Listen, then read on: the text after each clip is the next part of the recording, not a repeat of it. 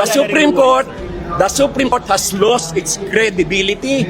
Wala nang kwenta yung Supreme Court na yan. Larigadon! Asukulon! Larigadon! Asukulon! Sino nagsabi nun ha? Hindi ako.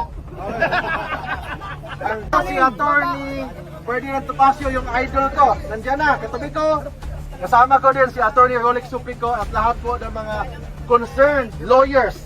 Mag-file po tayo ngayon ng petition for indirect contempt against Congressman Percival Sendanya.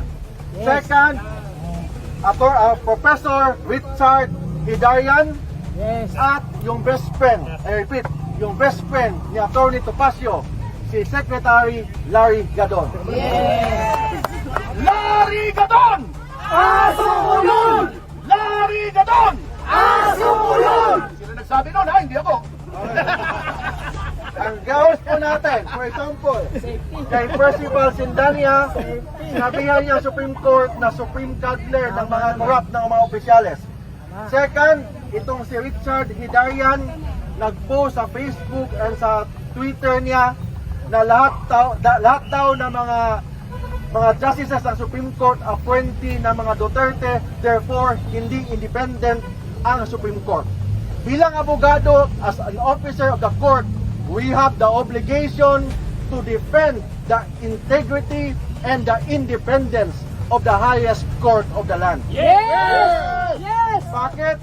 Kasi kung wala ng credibility ang Supreme Court, wala ng matirang justisya sa Pilipinas. That's why, as lawyers and as a Filipino, we have the obligation to defend the independence and the impartiality of the Philippine Supreme Court. Yun ang gagawin po natin ngayon. After this, pupunta na ako sa loob, mag-file na po tayo ng petition to declare those three individuals for indirect contempt. Thank you. Sir, question. Sir, bakit? Ang question, pagbalik na kay malate man sa filing. Okay, thank you. Filing mo na, filing. Thank you for watching. Stay curious, stay informed.